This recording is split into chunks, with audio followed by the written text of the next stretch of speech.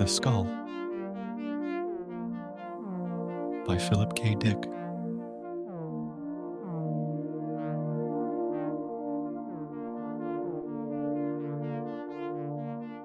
What is this opportunity? Conger asked. Go on, I'm interested. The room was silent. All faces were fixed on Conger, still in the drab prison uniform. The speaker leaned forward slowly.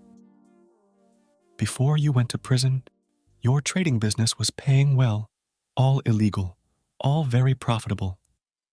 Now you have nothing, except the prospect of another 6 years in a cell. Conger scowled.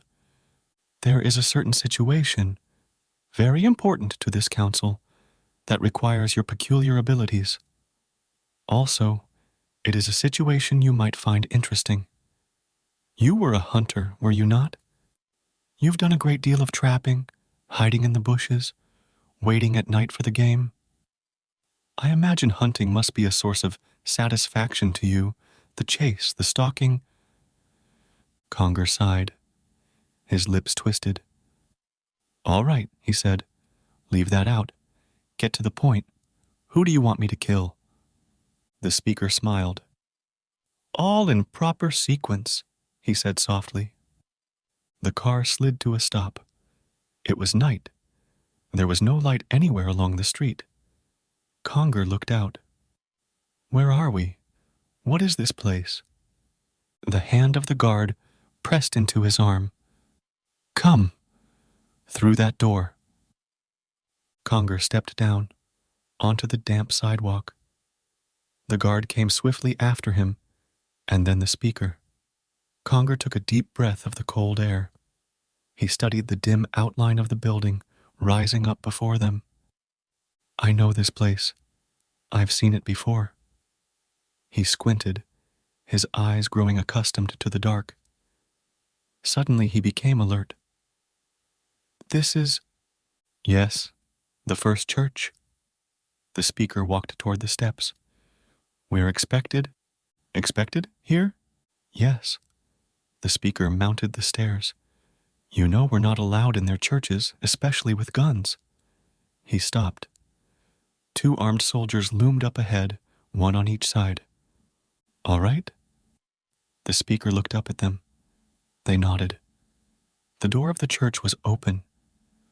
Conger could see other soldiers inside, standing about, young soldiers with large eyes, gazing at the icons and holy images. I see, he said. It was necessary, the speaker said. As you know, we have been singularly unfortunate in the past in our relations with the first church. This won't help, but it's worth it. You will see. They passed through the hall and into the main chamber where the altarpiece was, and the kneeling places. The speaker scarcely glanced at the altar as they passed by. He pushed open a small side door and beckoned Conger through. In here. We have to hurry. The faithful will be flocking in soon. Conger entered, blinking. They were in a small chamber, low-ceilinged, with dark panels of old wood. There was a smell of ashes and smoldering spices in the room. He sniffed. What's that? The smell? Cups on the wall? I don't know. The speaker crossed impatiently to the far side. According to our information, it is hidden here by this. Conger looked around the room. He saw books and papers, holy signs and images. A strange low shiver went through him. Does my job involve anyone of the church? If it does... The speaker turned, astonished. Can it be that you believe in the founder? Is it possible? A hunter? A killer? No, of course not. All their business about resignation to death, non-violence. What is it then? Conger shrugged. I've been taught not to mix with such as these. They have strange abilities, and you can't reason with them. The speaker studied Conger thoughtfully. You have the wrong idea. It is no one here that we have in mind. We found that killing them only tends to increase their numbers. Then why come here? Let's leave. No, we came for something important. Something you will need to identify your man. Without it, you won't be able to find him. A trace of a smile crossed the speaker's face. We don't want you to kill the wrong person. It's too important. I don't make mistakes. Conger's chest rose. Listen, speaker. This is an unusual situation, the speaker said. You see, the person you are after, the person that we are sending you to find, is known only by certain objects here. They are the only traces, the only means of identification. Without them, what are they? He came toward the speaker. The speaker moved to one side. Look, he said. He drew a sliding wall away, showing a dark square hole. In there. Conger squatted down, staring in. He frowned. A skull. A skeleton. The man you are after has been dead for 2 centuries, the speaker said. This is all that remains of him. And this is all you have with which to find him. For a long time, Conger said nothing. He stared down at the bones, dimly visible in the recess of the wall. How could a man dead centuries be killed? How could he be stalked, brought down? Conger was a hunter, a man who had lived as he pleased, where he pleased. He had kept himself alive by trading, bringing furs and pelts in from the provinces on his own ship, riding at high speed, slipping through the customs line around Earth. He had hunted in the great mountains of the moon. He had stalked through empty Martian cities. He had explored. The speaker said, Soldier, take these objects and have them carried to the car. Don't lose any part of them. The soldier went into the cupboard, reaching gingerly, squatting on his heels. It is my hope, the speaker continued softly to Conger, that you will demonstrate your loyalty to us now. There are always ways for citizens to restore themselves, to show their devotion to their society. For you, I think this would be a very good chance. I seriously doubt that a better one will come. And for your efforts, there will be quite a restitution, of course. The 2 men looked at each other. Conger, thin, unkempt, the speaker immaculate in his uniform. I understand you, Conger said. I mean, I understand this part, about the chance. But how can a man who has been dead 2 centuries be? I'll explain later, the speaker said. Right now we have to hurry. The soldier had gone out with the bones, wrapped in a blanket held carefully in his arms. The speaker walked to the door. Come. They've already discovered that we've broken in here, and they'll be coming at any moment. They hurried down the damp steps to the waiting car. A second later, the driver lifted the car up into the air, above the housetop. The speaker settled back in the seat. The first church has an interesting past, he said. I suppose you are familiar with it, but I'd like to speak of a few points that are of relevancy to us. It was in the 20th century that the movement began, during one of the periodic wars. The movement developed rapidly, feeding on the general sense of futility, the realization that each war was breeding greater war with no end in sight. The movement posed a simple answer to the problem.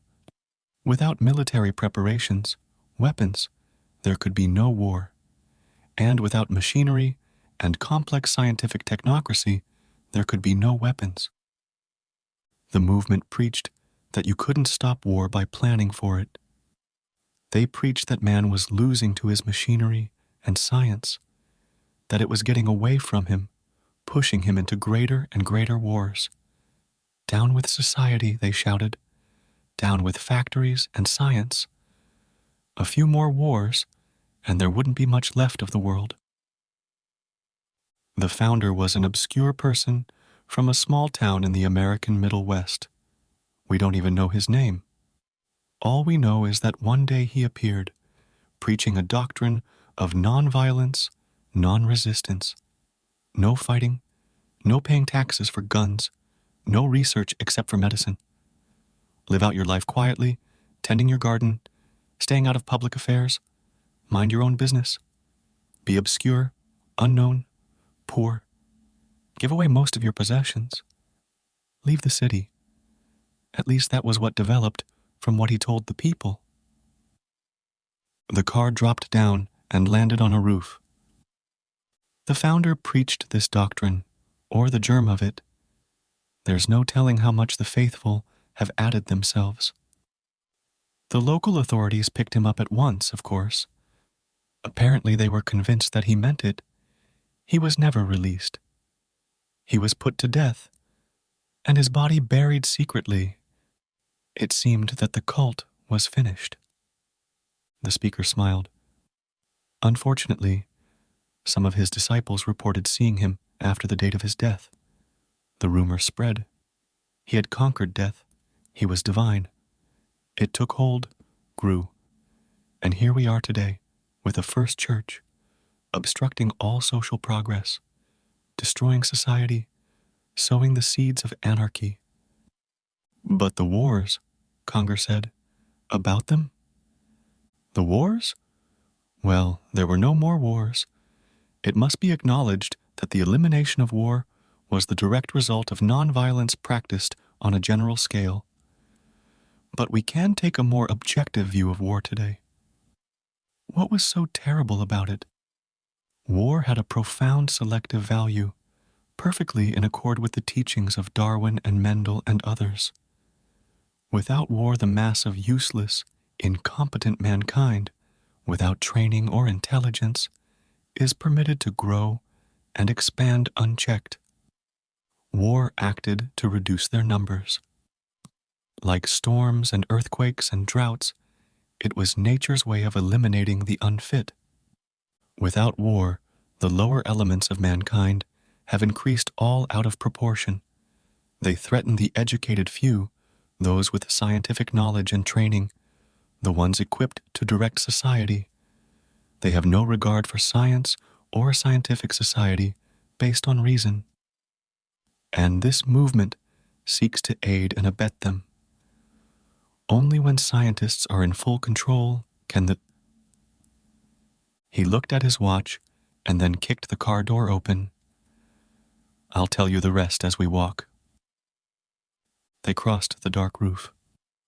Doubtless you now know whom those bones belong to, who it is that we are after.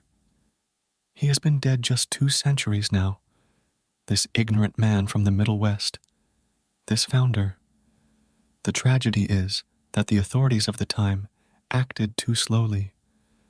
They allowed him to speak, to get his message across. He was allowed to preach, to start his cult, and once such a thing is underway, there's no stopping it. But what if he had died before he preached? What if none of his doctrines had ever been spoken?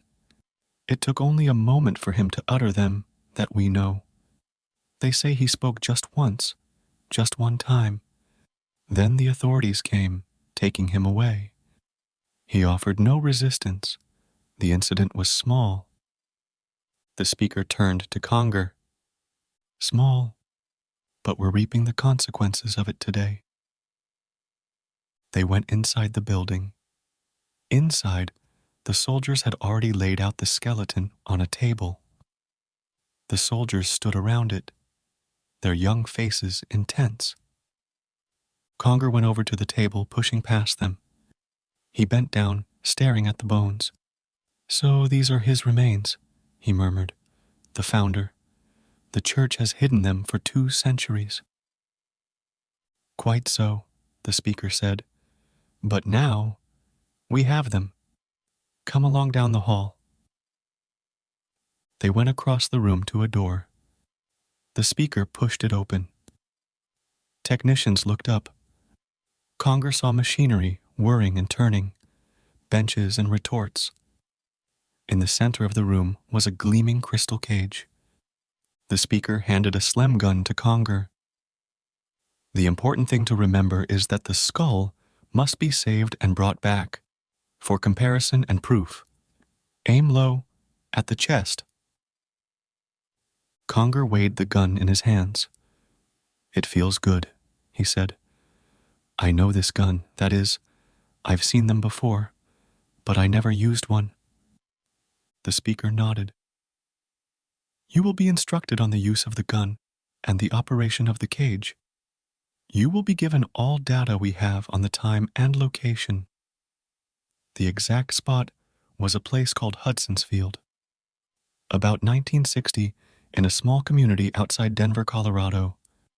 And don't forget, the only means of identification you will have will be the skull. There are visible characteristics of the front teeth, especially the left incisor. Conger listened absently. He was watching two men in white carefully wrapping the skull in a plastic bag. They tied it and carried it into the crystal cage. And if I should make a mistake, pick the wrong man, then find the right one. Don't come back until you succeed in reaching this founder, and you can't wait for him to start speaking. That's what we must avoid. You must act in advance. Take chances. Shoot as soon as you think you've found him. He'll be someone unusual, probably a stranger in the area. Apparently he wasn't known. Conger listened dimly. Do you think you have it all now? The speaker asked. Yes, I think so. Conger entered the crystal cage and sat down, placing his hands on the wheel. Good luck, the speaker said. We'll be awaiting the outcome. There's some philosophical doubt as to whether one can alter the past. This should answer the question once and for all. Conger fingered the controls of the cage. By the way, the speaker said, don't try to use this cage for purposes not anticipated in your job. We have a constant trace on it. If we want it back, we can get it back. Good luck. Conger said nothing. The cage was sealed. He raised his finger and touched the wheel control. He turned the wheel carefully. He was still staring at the plastic bag when the room outside vanished. For a long time there was nothing at all, nothing beyond the crystal mesh of the cage. Thoughts rushed through Conger's mind, helter-skelter. How would he know the man? How could he be certain in advance? What had he looked like? What was his name? How had he acted before he spoke? Would he be an ordinary person or some strange outlandish crank? Conger picked up the slem gun and held it against his cheek. The metal of the gun was cool and smooth. He practiced moving the sight. It was a beautiful gun, the kind of gun he could fall in love with. If he had owned such a gun in the Martian desert, on the long nights when he had lain, cramped and numbed with cold, waiting for things that moved through the darkness. He put the gun down and adjusted the meter readings of the cage. The spiraling mist was beginning to condense and settle. All at once forms wavered and fluttered around him. Colors, sounds, movements filtered through the crystal wire. He clamped the controls off and stood up. He was on a ridge overlooking a small town. It was high noon. The air was crisp and bright. A few automobiles moved along a road. Off in the distance were some level fields. Conger went to the door and stepped outside. He sniffed the air. Then he went back into the cage. He stood before the mirror over the shelf, examining his features. He had trimmed his beard. They had not got him to cut it off, and his hair was neat. He was dressed in the clothing of the middle 20th century, the odd collar and coat, the shoes of animal hide. In his pocket was money of the times. That was important. Nothing more was needed. Nothing except his ability. his special cunning. But he had never used it in such a way before. He walked down the road toward the town.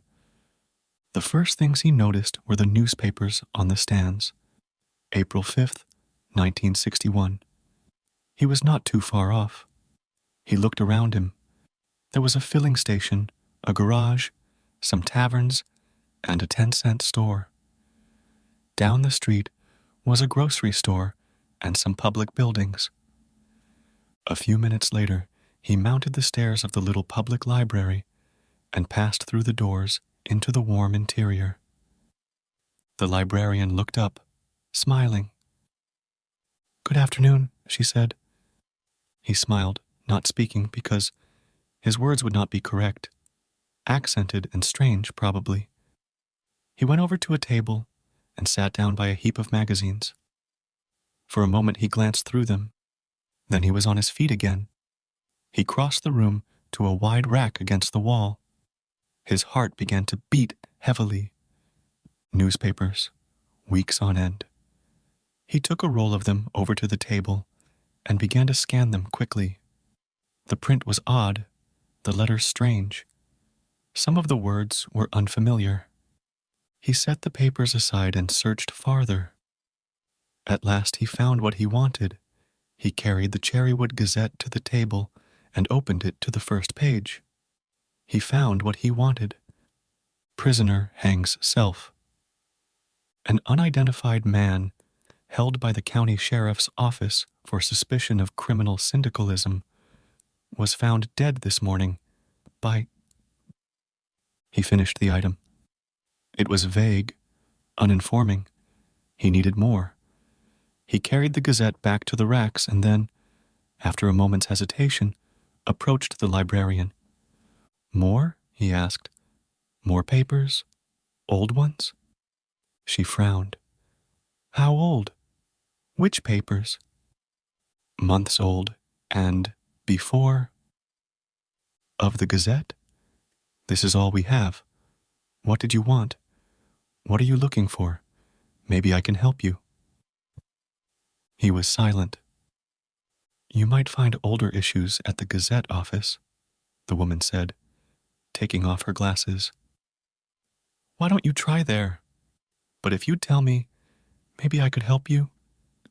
He went out. The Gazette office was down a side street.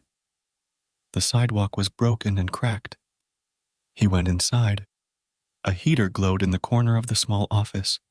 A heavy-set man stood up and came slowly over to the counter. "What did you want, mister?" he said. "Old papers. A month, or more." "To buy? You want to buy them?" "Yes." He held out some of the money he had. The man stared. "Sure," he said. "Sure. Wait a minute." He went quickly out of the room. When he came back, he was staggering under the weight of his armload, his face red. "Here are some," he grunted. "Took what I could find. Covers the whole year. And if you want more..." Conger carried the papers outside. He sat down by the road and began to go through them. What he wanted was 4 months back, in December. It was a tiny item, so small that he almost missed it. His hands trembled as he scanned it, using the small dictionary for some of the archaic terms. Man arrested for unlicensed demonstration. An unidentified man who refused to give his name was picked up in Cooper Creek by special agents of the sheriff's office, according to Sheriff Duff. It was said the man was recently noticed in this area and had been watched continually. It was Cooper Creek, December 1960. His heart pounded. That was all he needed to know. He stood up, shaking himself, stamping his feet on the cold ground. The sun had moved across the sky to the very edge of the hills. He smiled. Already he had discovered the exact time and place. Now he needed only to go back, perhaps to November, to Cooper Creek. He walked back through the main section of town, past the library, past the grocery store. It would not be hard. The hard part was over. He would go there, rent a room, prepare to wait until the man appeared. He turned the corner. A woman was coming out of a doorway, loaded down with packages. Conger stepped aside to let her pass. The woman glanced at him. Suddenly, her face turned white. She stared, her mouth open. Conger hurried on. He looked back. What was wrong with her?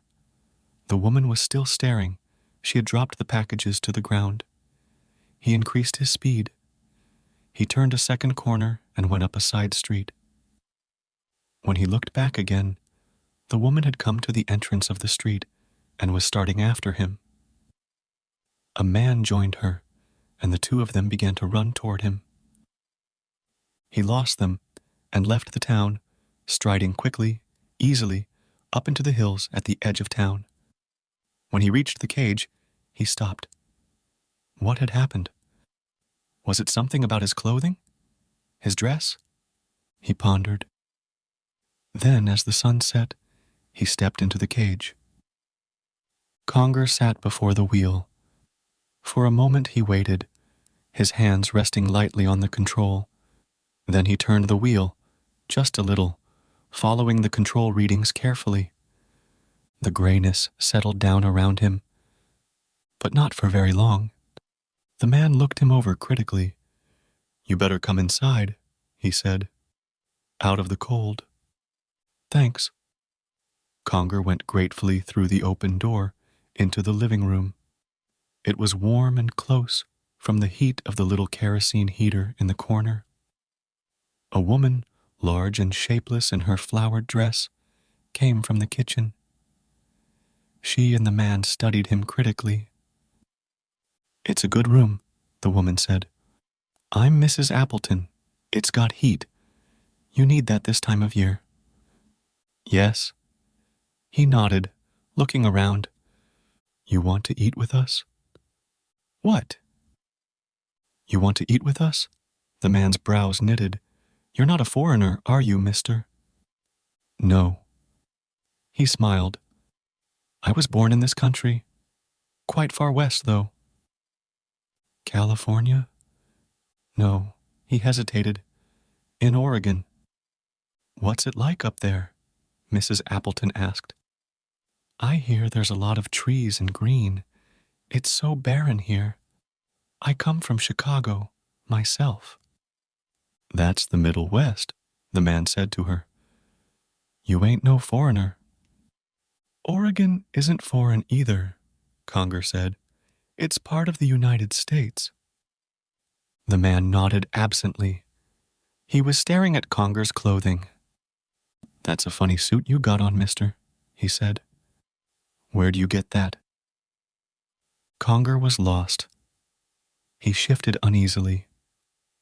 "It's a good suit," he said. "Maybe I better go some other place if you don't want me here." They both raised their hands protestingly. The woman smiled at him. "We just have to look out for those Reds. You know, the government is always warning us about them." "The Reds?" He was puzzled. "The government says they're all around. We're supposed to report anything strange or unusual.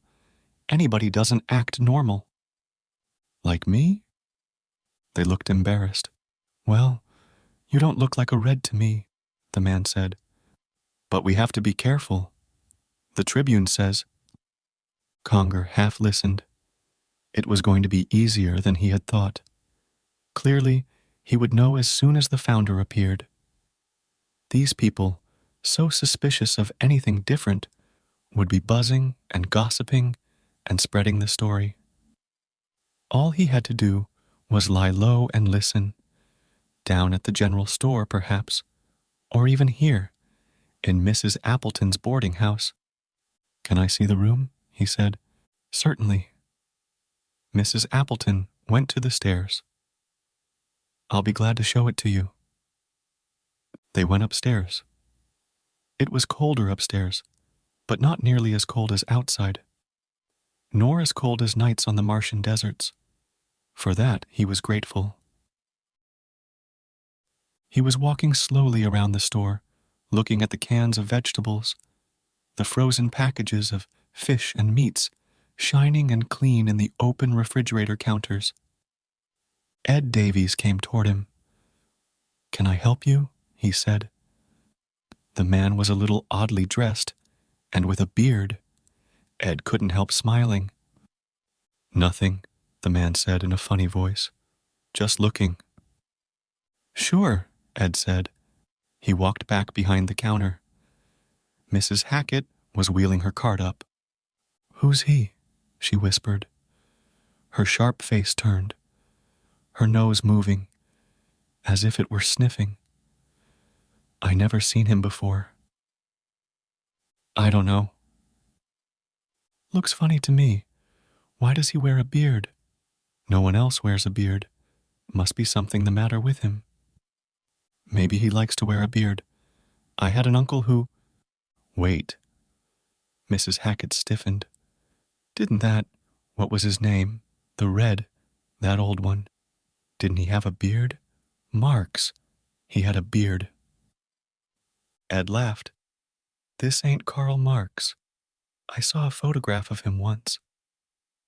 Mrs. Hackett was staring at him. "You did?" "Sure." He flushed a little. "What's the matter with that?" "I'd sure like to know more about him," Mrs. Hackett said. "I think we ought to know more, for our own good." "Hey, mister, want a ride?" Conger turned quickly, dropping his hand to his belt. He relaxed. 2 young kids in a car, a girl and a boy. He smiled at them. "A ride? Sure." Conger got into the car and closed the door. Bill Willett pushed the gas and the car roared down the highway. "I appreciate a ride," Conger said carefully. "I was taking a walk between towns, but it was farther than I thought." "Where are you from?" Laura Hunt asked. She was pretty, small and dark, in her yellow sweater and blue skirt. "From Cooper Creek." "Cooper Creek?" Bill said. He frowned. "That's funny. I don't remember seeing you before. Why? Do you come from there?" "I was born there. I know everybody there." "I just moved in. From Oregon." "From Oregon? I didn't know Oregon people had accents. Do I have an accent?" "You use words funny." "How?" "I don't know. Doesn't he, Laura?" "You slur them," Laura said, smiling. "Talk some more. I'm interested in dialects." She glanced at him, white-teethed. Conger felt his heart constrict. "I have a speech impediment." "Oh." Her eyes widened. "I'm sorry." They looked at him curiously as the car purred along. Conger, for his part, was struggling to find some way of asking them questions without seeming curious. "I guess people from out of town don't come here much," he said. "Strangers?" "No." Bill shook his head. "Not very much." "I'll bet I'm the first outsider for a long time." "I guess so." Conger hesitated. "A friend of mine, someone I know, might be coming through here. Where do you suppose I might—" He stopped. "Would there be anyone certain to see him? Someone I could ask? Make sure I don't miss him if he comes?" They were puzzled. "Just keep your eyes open. Cooper Creek isn't very big." "No, that's right." They drove in silence.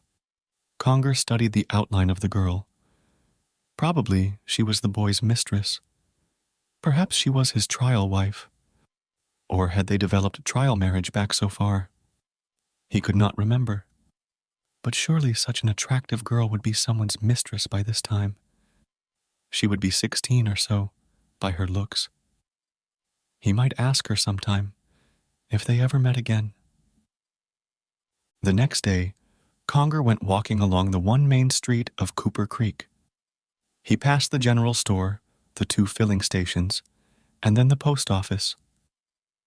At the corner was the soda fountain. He stopped. Laura was sitting inside, talking to the clerk. She was laughing, rocking back and forth. Conger pushed the door open. Warm air rushed around him. Laura was drinking hot chocolate with whipped cream. She looked up in surprise as he slid into the seat beside her. "I beg your pardon," he said. "Am I intruding?" "No." She shook her head. Her eyes were large and dark. "Not at all." The clerk came over. "What do you want?" Conger looked at the chocolate. "Same as she has." Laura was watching Conger, her arms folded, elbows on the counter. She smiled at him. "By the way, you don't know my name. Laura Hunt." She was holding out her hand. He took it awkwardly, not knowing what to do with it. "Conger is my name," he murmured. "Conger? Is that your last or first name? Last or first?" He hesitated. "Last. Omar Conger." "Omar?" She laughed. "That's like the poet Omar Khayyam." "I don't know of him. I know very little of poets. We restored very few works of art. Usually, only the church has been interested enough." He broke off. She was staring. He flushed. "Where I come from," he finished. "The church? Which church do you mean?" "The church." He was confused. The chocolate came, and he began to sip it gratefully. Laura was still watching him. "You're an unusual person," she said. "Bill didn't like you, but he never likes anything different. He's so prosaic. Don't you think that when a person gets older, he should become broadened in his outlook?" Conger nodded. "He says foreign people ought to stay where they belong, not come here. But you're not so foreign. He means Orientals, you know." Conger nodded. The screen door opened behind them. Bill came into the room. He stared at them. "Well," he said. Conger turned. "Hello." "Well." Bill sat down. "Hello, Laura." He was looking at Conger. "I didn't expect to see you here." Conger tensed. He could feel the hostility of the boy. "Something wrong with that?" "No. Nothing wrong with it." There was silence. Suddenly, Bill turned to Laura. "Come on, let's go." "Go?" She was astonished. "Why?" "Just go." He grabbed her hand. "Come on. The car's outside." "Why, Bill Willett?" Laura said. "You're jealous." "Who is this guy?" Bill said. "Do you know anything about him? Look at him, his beard." She flared. "So what? Just because he doesn't drive a Packard and go to Cooper High." Conger sized the boy up. He was big and strong. Probably he was part of some civil control organization. "Sorry," Conger said. "I'll go." "What's your business in town?" Bill asked. "What are you doing here? Why are you hanging around Laura?" Conger looked at the girl. He shrugged. "No reason. I'll see you later." He turned away and froze. Bill had moved. Conger's fingers went to his belt. "Half pressure," he whispered to himself. "No more. Half pressure." He squeezed. The room leaped around him. He himself was protected by the lining of his clothing, the plastic sheathing inside. "My God!" Laura put her hands up. Conger cursed. He hadn't meant any of it for her. But it would wear off. There was only a half amp to it. It would tingle and paralyze. He walked out the door without looking back. He was almost to the corner when Bill came slowly out, holding onto the wall like a drunken man. Conger went on. As Conger walked, restless, in the night, a form loomed in front of him. He stopped, holding his breath. "Who is it?" A man's voice came. Conger waited, tense. "Who is it?" the man said again. He clicked something in his hand. A light flashed. Conger moved. "It's me," he said. "Who is me?" "Conger is my name. I'm staying at the Appletons' place. Who are you?" The man came slowly up to him. He was wearing a leather jacket. There was a gun at his waist. "I'm Sheriff Duff. I think you're the person I want to talk to. You were in Bloom's today, about 3 o'clock?" "Bloom's?" "The fountain, where the kids hang out." Duff came up beside him, shining his light into Conger's face. Conger blinked. "Turn that thing away," he said. A pause. "All right." The light flickered to the ground. "You were there. Some trouble broke out between you and the Willett boy. Is that right? You had a beef over his girl." "We had a discussion," Conger said carefully. "Then what happened?" "Why?" "I'm just curious. They say you did something." "Did something? Did what?" "I don't know. That's what I'm wondering. They saw a flash, and something seemed to happen. They all blacked out. Couldn't move." "How are they now?" "All right." There was silence. "Well," Duff said. "What was it? A bomb?" "A bomb?" Conger laughed. "No. My cigarette lighter caught fire. There was a leak, and the fluid ignited." "Why did they all pass out?" "Fumes." Silence. Conger shifted, waiting. His fingers moved slowly toward his belt. The sheriff glanced down. He grunted. "If you say so," he said. "Anyhow, there wasn't any real harm done."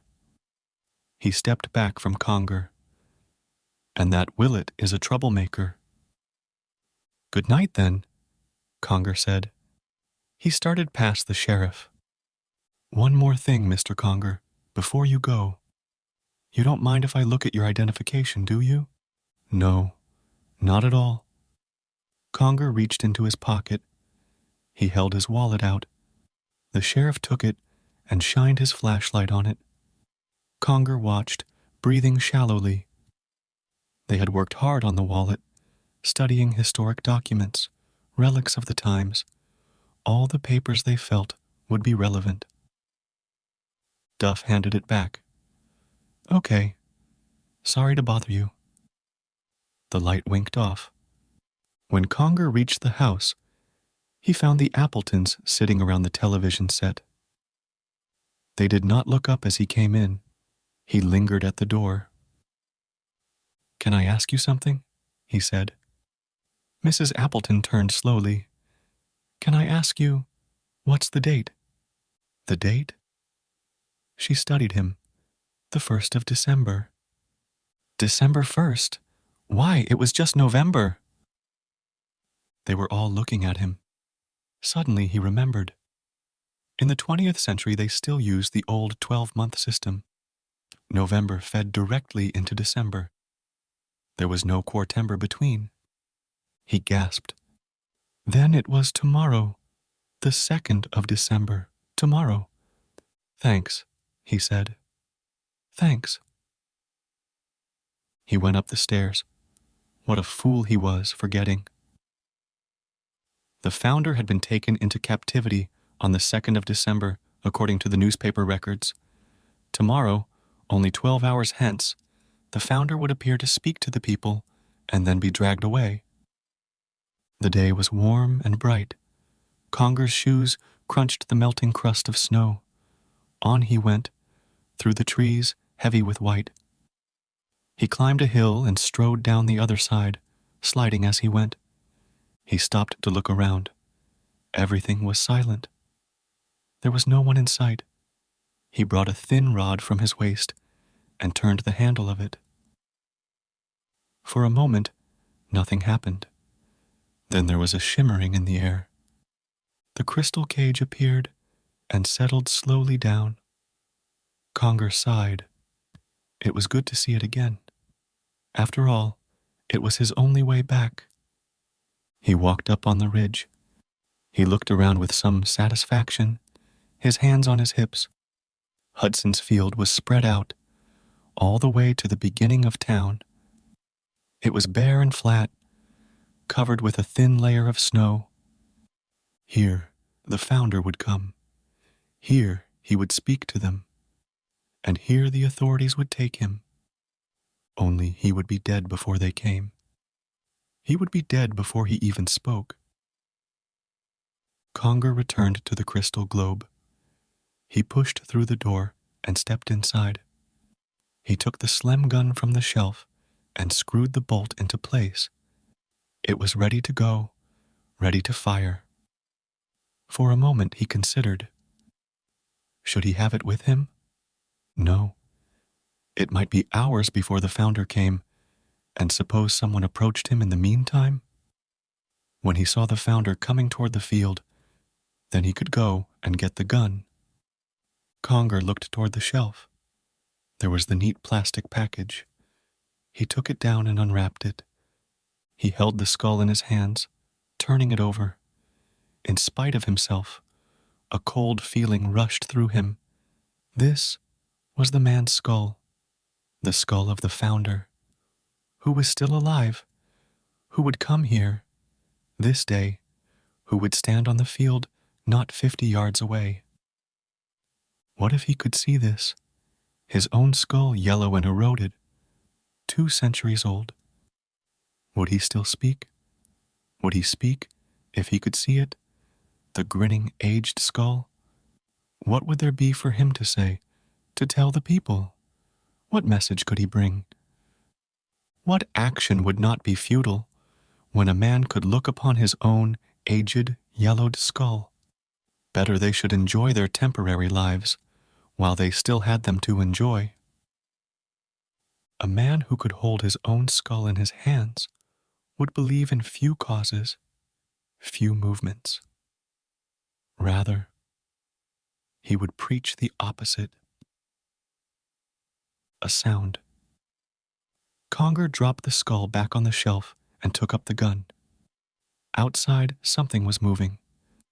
He went quickly to the door, his heart beating. Was it he? Was it the founder, wandering by himself in the cold, looking for a place to speak? Was he meditating over his words, choosing his sentences? What if he could see what Conger had held? He pushed the door open, the gun raised. Laura! He stared at her. She was dressed in a wool jacket and boots, her hands in her pockets. A cloud of steam came from her mouth and nostrils. Her breast was rising and falling. Silently, they looked at each other. At last, Conger lowered the gun. What is it? He said. What are you doing here? She pointed. She did not seem able to speak. He frowned. What was wrong with her? What is it? He said. What do you want? He looked in the direction she had pointed. I don't see anything. They're coming. They? Who? Who are coming? They are. The police. During the night, the sheriff had the state police send cars. All around, everywhere, blocking the roads. There's about 60 of them coming. Some from town, some around behind. She stopped, gasping. They said, what? They said you were some kind of a communist. They said. Conger went into the cage. He put the gun down on the shelf and came back out. He leaped down and went to the girl. Thanks. You came here to tell me? You don't believe it. I don't know. Did you come alone? No. Joe brought me in his truck, from town. Joe, who's he? Joe French, the plumber. He's a friend of Dad's. Let's go. They crossed the snow, up the ridge, and onto the field. The little panel truck was parked halfway across the field. A heavy, short man was sitting behind the wheel, smoking his pipe. He sat up as he saw the two of them coming toward him. "Are you the one?" he said to Conger. "Yes. Thanks for warning me." The plumber shrugged. "I don't know anything about this. Laura says you're all right."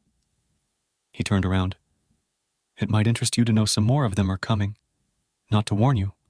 Just curious." More of them. Conger looked toward the town. Black shapes were picking their way across the snow. People from the town. You can't keep this sort of thing quiet, not in a small town. We all listened to the police radio. They heard the same way Laura did. Someone tuned in, spread it around.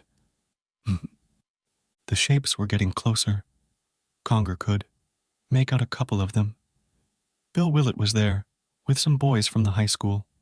The Appletons were along, hanging back in the rear. "Even Ed Davies," Conger murmured. The storekeeper was toiling onto the field, with 3 or 4 other men from the town. "All curious as hell," French said. "Well, I guess I'm going back to town. I don't want my truck shot full of holes. Come on, Laura." She was looking up at Conger, wide-eyed. "Come on," French said again. "Let's go. You sure as hell can't stay here, you know." "Why?" "There may be shooting. That's what they all came to see. You know that, don't you, Conger?"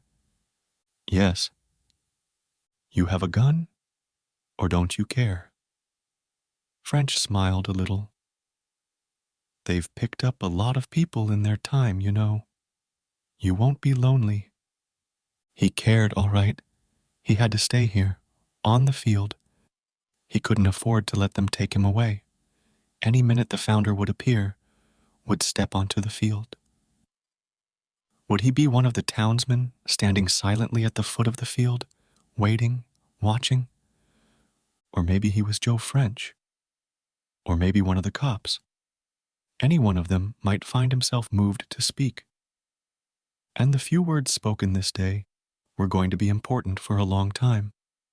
And Conger had to be there, ready, when the first word was uttered. "I care," he said. "You go on back to town. Take the girl with you." Laura got stiffly in beside Joe French. The plumber started up the motor. "Look at them, standing there," he said, "like vultures, waiting to see someone get killed." The truck drove away, Laura sitting stiff and silent, frightened now. Conger watched for a moment. Then he dashed back into the woods, between the trees, toward the ridge. He could get away, of course. Anytime he wanted to, he could get away. All he had to do was to leap into the crystal cage and turn the handles. But he had a job, an important job. He had to be here at this place, at this time. He reached the cage and opened the door. He went inside and picked up the gun from the shelf. The slim gun would take care of them. He notched it up to full count. The chain reaction from it would flatten them all.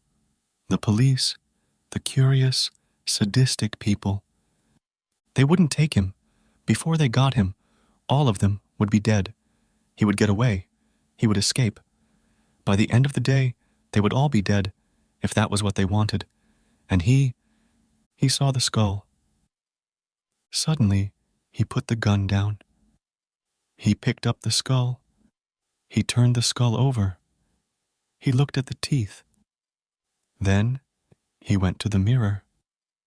He held the skull up, looking in the mirror. He pressed the skull against his cheek. Beside his own face, the grinning skull leered back at him, beside his skull, against his living flesh.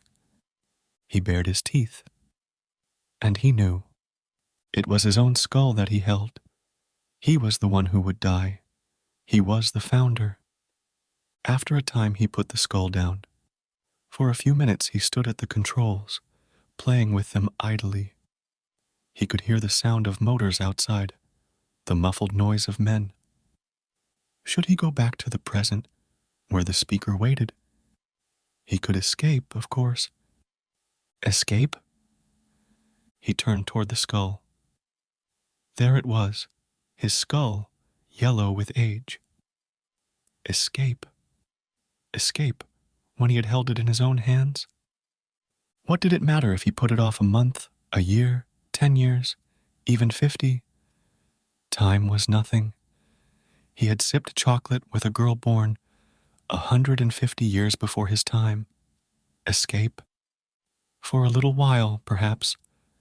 But he could not really escape, no more so than anyone else had ever escaped or ever would. Only he had held it in his hands, his own bones, his own death's head. They had not. He went out the door and across the field, empty-handed. There were a lot of them standing around, gathered together, waiting. They expected a good fight. They knew he had something. They had heard about the incident at the fountain. And there were plenty of police. Police with guns and tear gas, creeping across the hills and ridges, between the trees, closer and closer. It was an old story in this century. One of the men tossed something at him. It fell in the snow by his feet, and he looked down. It was a rock. He smiled. "Come on," one of them called. "Don't you have any bombs?" "Throw a bomb, you with the beard. Throw a bomb." "Let him have it." "Toss a few bombs." They began to laugh. He smiled. He put his hands to his hips. They suddenly turned silent, seeing that he was going to speak. "I'm sorry," he said simply. "I don't have any bombs. You're mistaken." There was a flurry of murmuring. "I have a gun," he went on. "A very good one. Made by science, even more advanced than your own. But I'm not going to use that either." They were puzzled. "Why not?"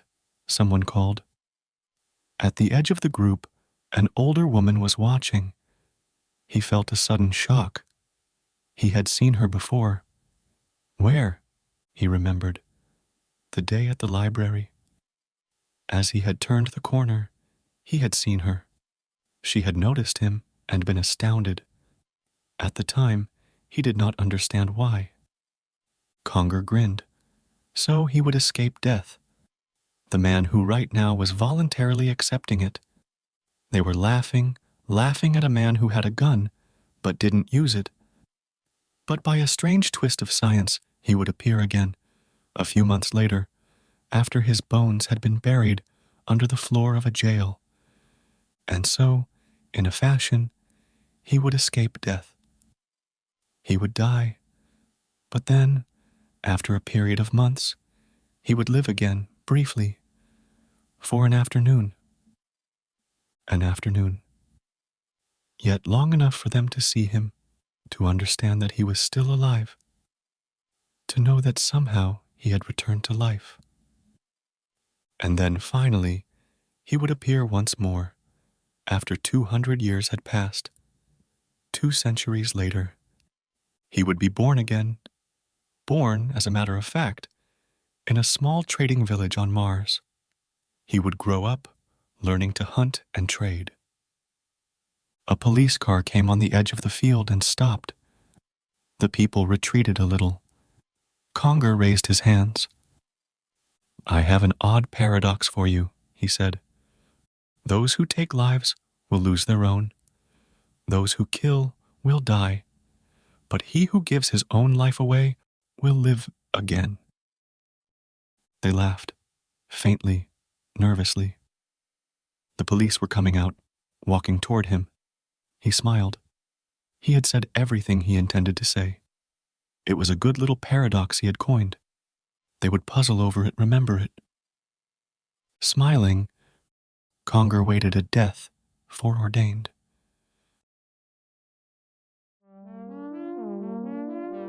This was The Skull by Philip K. Dick.